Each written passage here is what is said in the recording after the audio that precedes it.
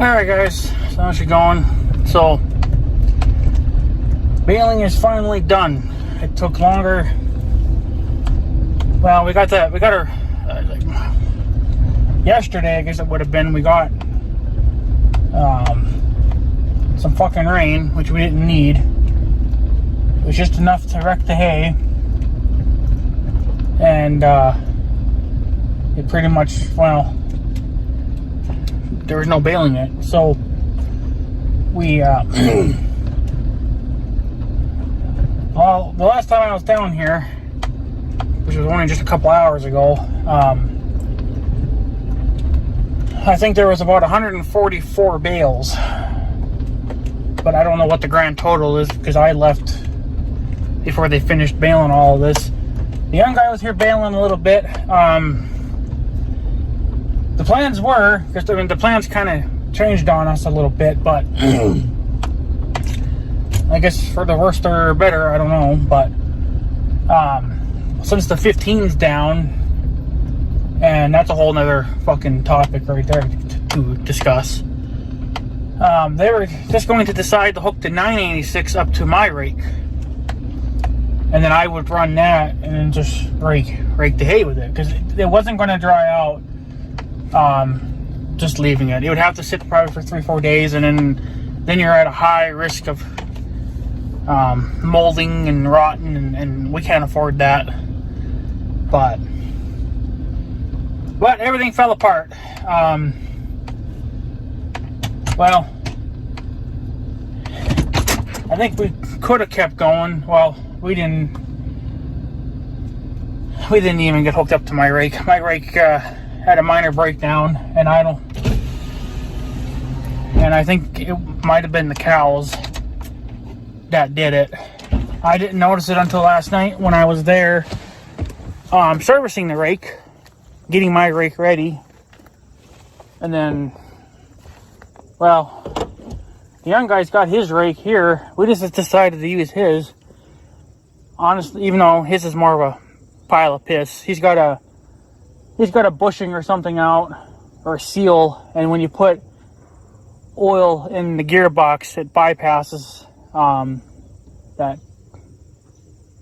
seal.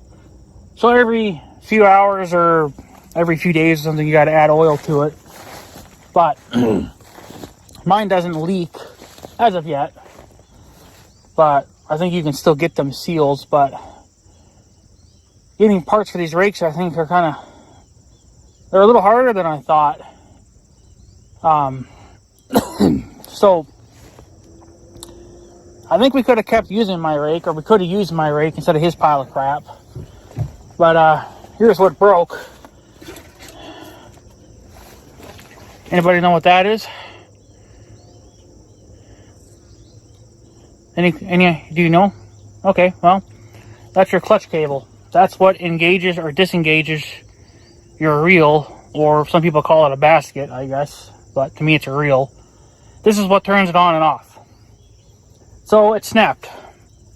Of course, now this cable is extremely rusty, and I honestly think this is the original, because how they had it done is, well, it's original.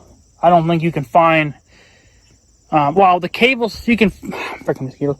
You can find cables pre-made, like they still make the cable, and there's people that sell them, but they don't have that style of hook anymore. And on the other end, right there, they have it's a bolt, but this is you're pushed into the bolt, and then you clamp it. Nobody sells that anymore. So I think what you have to do now is you have to get rid of the bolt that's in there currently, and you would run your new cable through it, loop it, and then put a cable clamp on it, which I guess isn't going to be a huge deal. Only problem is two people that sell it. One wants $65 for it. I ain't paying that. There's another guy that's selling it for $34, not including shipping. So, but with another like $15 on shipping, it still is acceptable. It's still way cheaper than the other guy. But I freaking bee, get out of here. But I think what I'm going to do, I'm just going to try it. I don't know. I think it'll work just fine. I don't know. I thought I could use, do a temporary fix. I was going to try to come up with some different ideas to maybe see if I could get my rake, back in working order, at least temporarily. Well, actually, to come and find out is, which I guess how it didn't dawn on me. I don't know. I guess I don't study things until they, break. So, but actually, because on these rakes, you have to flip the lever up, which then would release the tension off the cable, which then allows the crank arm, or the arm that rotates when you pull on the cable, it flings it back. Well, that's engaged, so it's going to operate when you pull it. So I only needed something to disengage it for like transport down the road. So I was going to maybe come up with a couple ideas, maybe one trying to reuse the broken cable. I was going to maybe try something with this, to see if I could come up with something. And then I had this little chain here. I thought, okay, well, that would be, a good temporary fix to get us through the season. So, but I think what I'm going to do, I'm just going to run to Ace and see if they have that cable in stock. They may not have it. They might have it in that size, but they're not going to have it in that length. I might have to get like a 25-foot roll of it, which I guess in the long run wouldn't be that bad either, because you can just cut it to length. So, but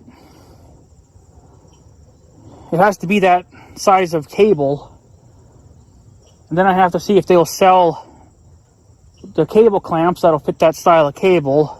But in all reality, I think I would only need probably two, one for each end, so you can loop it. And then, and then I'm going to try to find, well, you need that part. The newer style cables have this, but obviously these older styles don't. So what they do now, instead of, where the hell did it go here? So instead of having just like this little eyelet, the hose is crimped over now, and then you have to have that special guy on the cable. So obviously you don't put the wear and tear on the cable, it goes on that cable protector.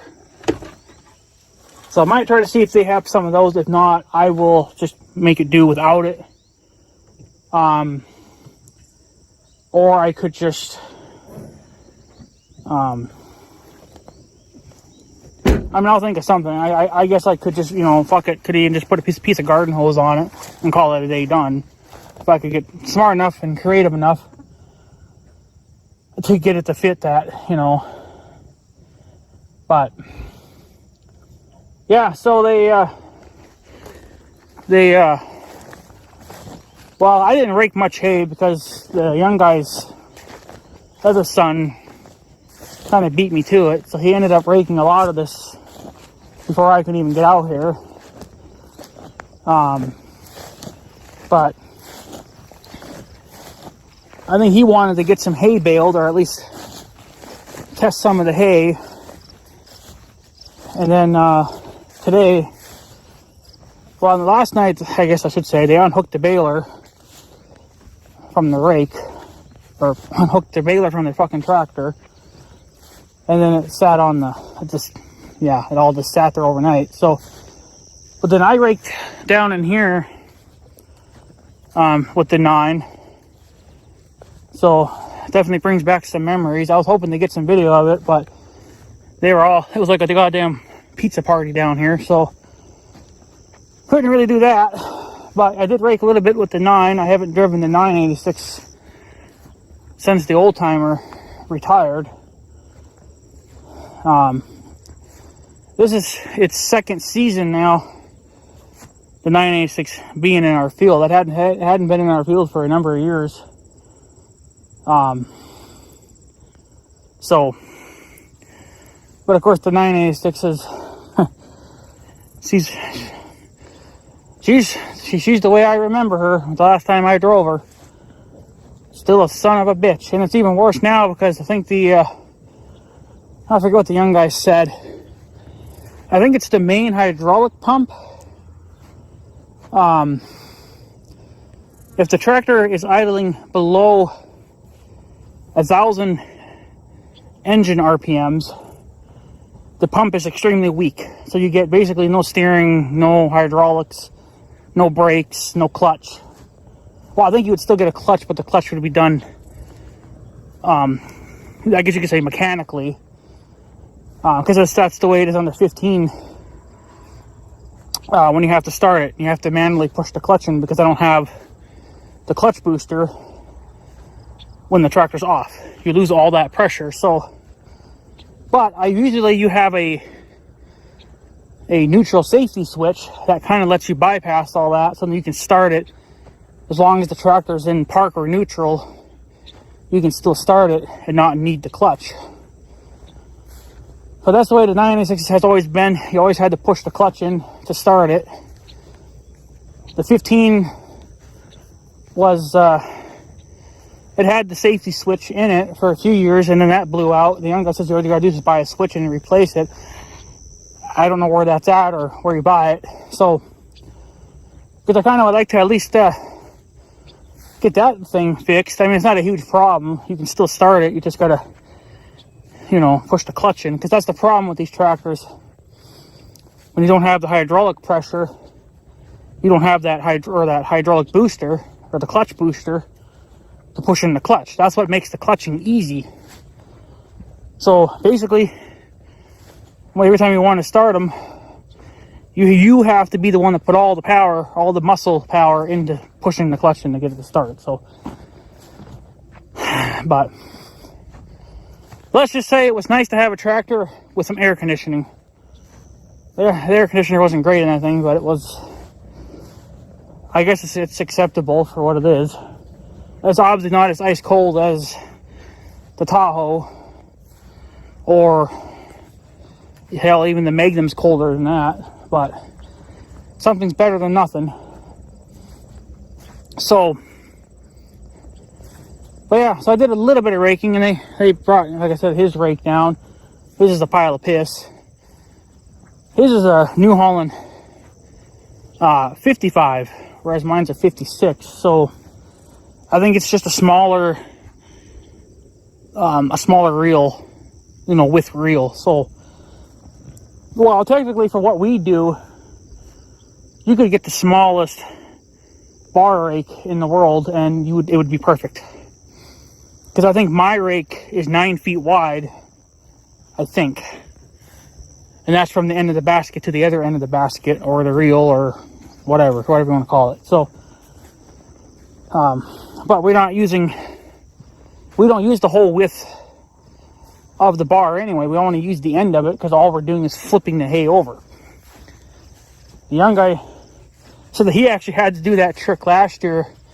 I did it last year. I actually took some rake teeth, or tines, whatever you want to call them, from the side of the rake that we don't use for anything, and I moved them over to the side of the rake that we do use, because I was missing a lot of teeth.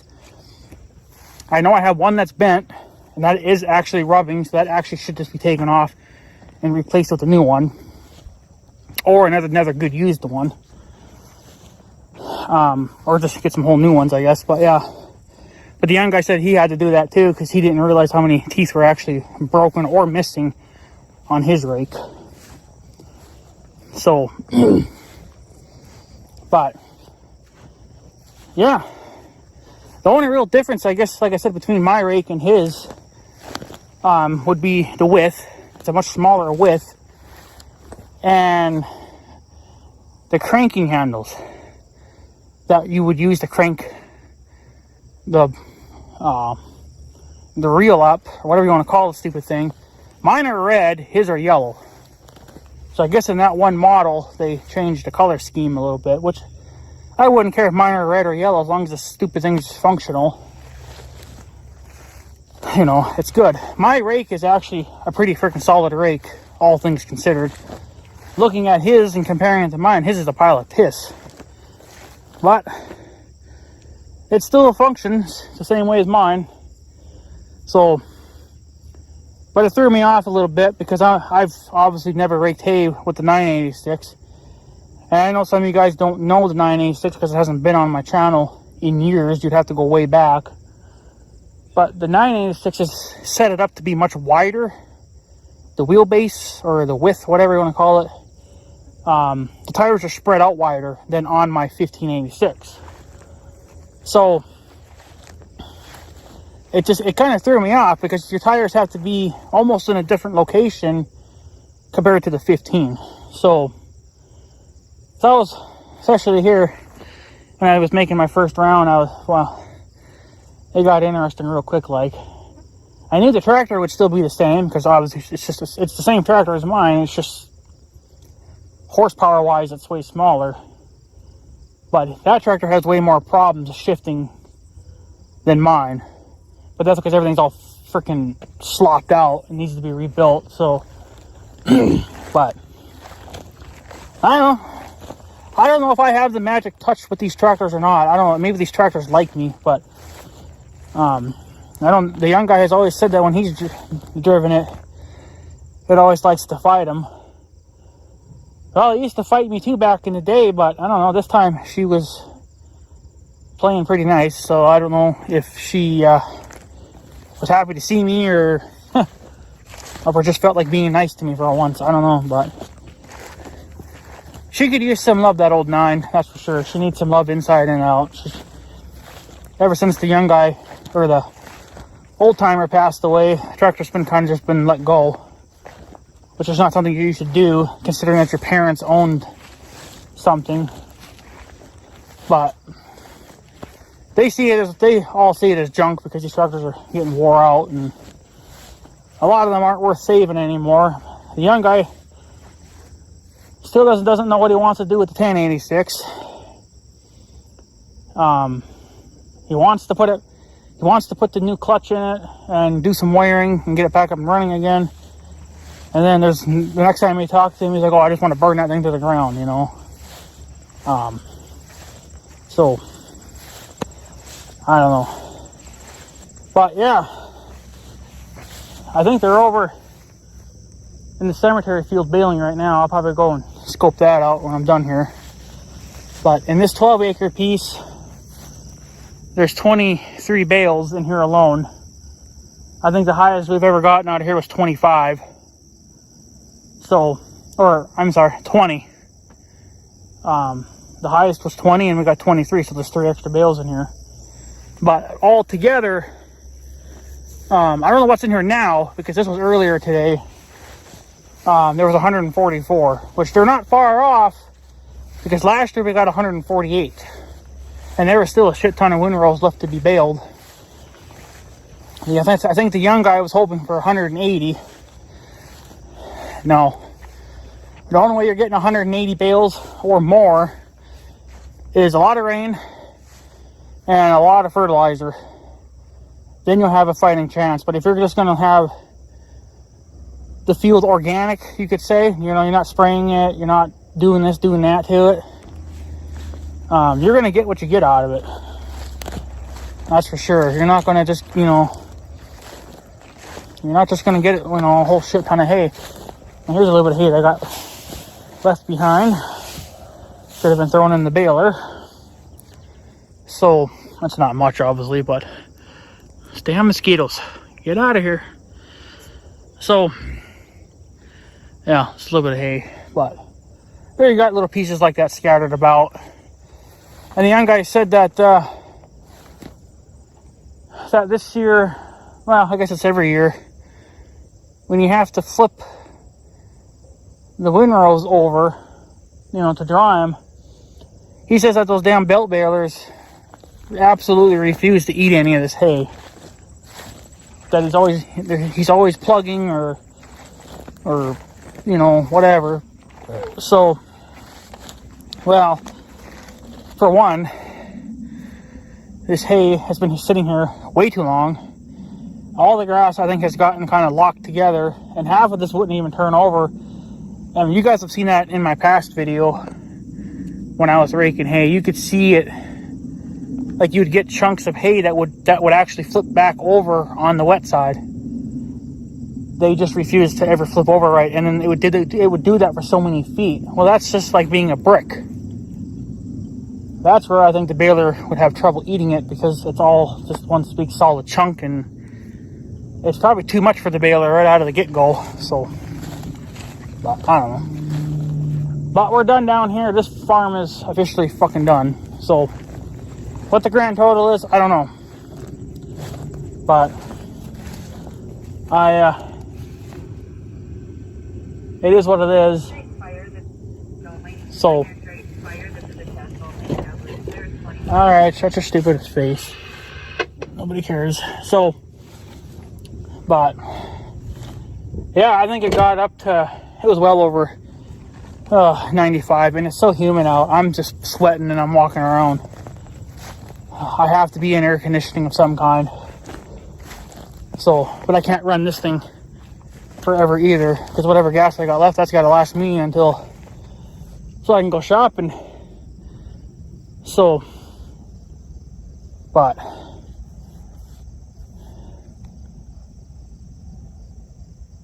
I don't know.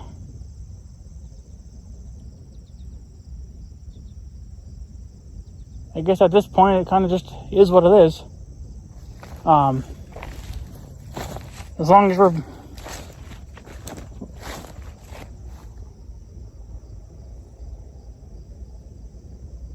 what that noise was. Huh. It's like a crossbreed of a dirt bike and a international tractor. It's like a crossbreed of the mix of the two. But I don't know. So the other thing is, I don't know if the 15 will get fixed. Because the young guy finally looked at it, and I told him what I knew, what I thought, and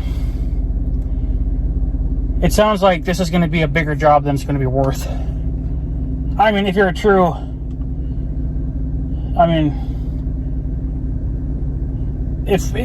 we can fix it, but it's not going to be me myself doing it.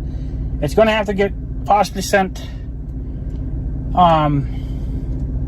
Well, it would have to go to Case IH, or if the young guy wanted to do it, we would have to get it to his shop. So basically, just tie everything back up, put some oil in it, hydraulic oil, and just get it there as quick as you can before it loses all its oil, and then put it in his shop. Because from what it shows in the books, and I could be wrong about this, but the young guy looked at it too, and he says that looking at it and what I'm saying, it sounds about right. But he says he's never worked on a 1586. He's always worked on smaller 86 series, and they have a completely different size axle housing. They're way smaller than mine. Mine are huge. But I think these 1586s are really designed to be tillage tractors. They're not designed to be row, well, I mean, they could do some row cropping, I suppose, but for hay work, like easy jobs, it's extreme overkill. Now, you do see people doing it. It can be done, obviously, but unfortunately, it sounds like, I don't know, we're still going to kind of maybe tinker around with it a little bit, but he says that if you get that, well, I call it that banana-shaped plate off, that would be on the passenger side. He says if you can get that off, you'd probably have a fighting chance, but he says you kind of have to also, which also says in the book, that you have to pull the PTO out because the torsion bar is bolted into place, so it's not going to move, and you have to pull all that out. Well, I don't want to pull any of that out yet because I don't have the gaskets for the PTO. I don't have the gaskets for anything else. it sounds like in the book that you're going to have to pull the axle housing off. And he says that if you're going to go that far into pulling it off, because that's where the planetary gears are at. Apparently these 1586s have a different style of gear setup compared to a much smaller tractor. So you have to pull all that out. And he says, well, since you're that damn deep into it, why not just put brand new brakes on it? Or at least brake pads. Because that's how far you're going to have to dig into it in order to even get the fucking 3-point off. So young guy says just to sell it as it is. He says you probably should still get at least $7,000 for it. Because the tractor is still solid. Like it has a lot of minor problems, but they're cheap problems except the tire and the 3-point leaking. Everything else is super freaking minor. Like, yeah, it doesn't have air conditioning. Well, that's no big deal. It's got a couple of loose bolts here and there. The hood bolts are mismatched and not even correct for that tractor. I have new ones, but I can't freaking find them. I know I had them somewhere, but I can't find them now. Pisses me off because I think they were like $30 for the complete set. But I think they're down in my basement somewhere.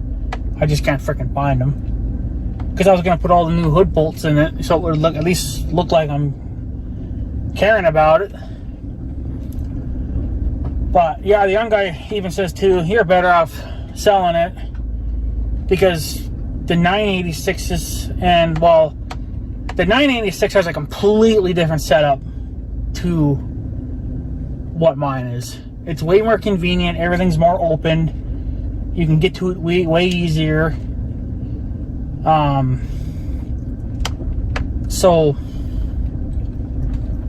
he says you're just better off selling it and getting your hands on a 986. So I think I'd probably step it up one notch and probably get a 1086. But I would be happy with a 986 too. Like, I think that is the perfect tractor for down here. But the 1586 was supposed to be my dream tractor. Well, okay, I own my dream tractor, but now she's broke. And didn't know that was going to be that major of a fucking pain in the ass to pull the damn torsion bar out to just replace some freaking O-rings. And there was another thing that he says you have to pull out, which gets destroyed in the process. You can't, there's no way around it, so you have to replace them as well, which I'm thinking is those retainers. Depending on who you buy them from, the one guy online wants $161 for them. Case IH will probably be about the same. So, which, I mean, if they're going to be the same, well then I'll just go through Case IH because I could get those parts quicker. But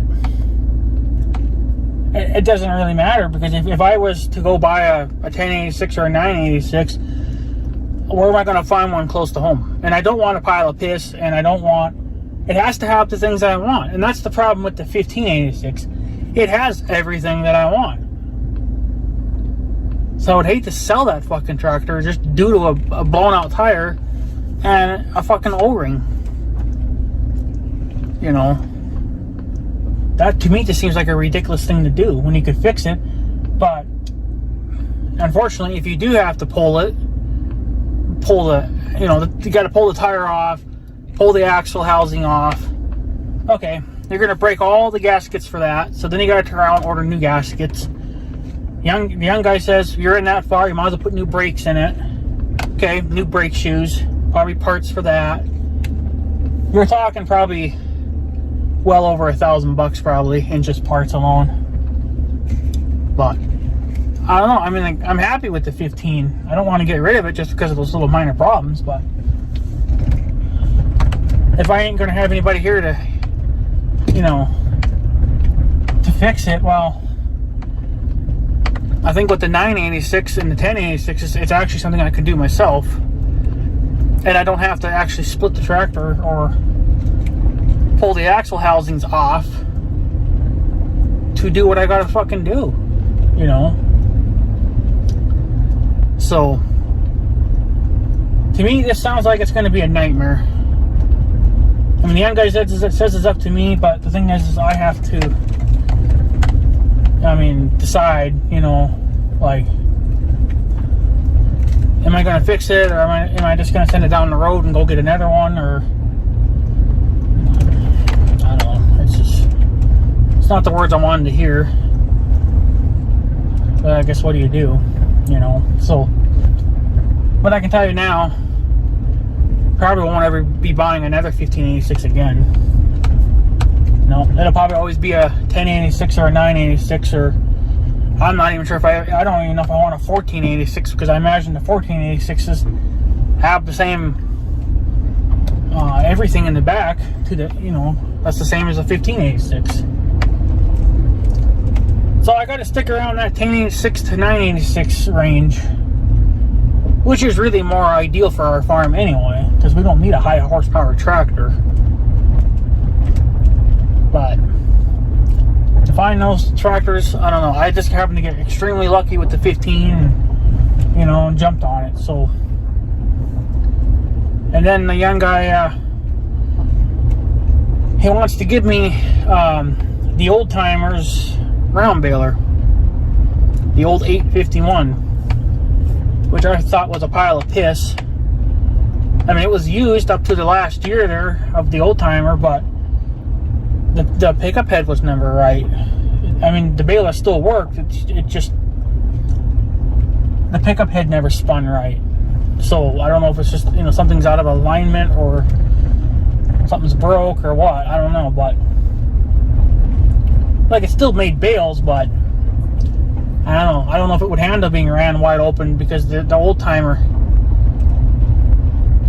never ran it wide open, you know. It was always like half throttle. It was like, no wonder why our bales are so hairy, because you don't have the bitch flung wide open, which if you did, it would probably just fall apart anyway. So, but he wants to give it to me for free. He doesn't want a damn thing for it. Well, that kind of makes it, you know, questionable too. Is like, is it really a pile of piss then? So I don't really need another project to fix, but I mean, what good's a baler to me if I don't have a tractor to hook it to? So I don't know. I guess I'll ponder over it for a while, see what I can come up with. But as of right now, it doesn't sound like it's good news. So, but anyways, guys, I'm gonna take off. So I guess I have a good day and stuff. So yeah, thanks for watching, guys. Take her easy.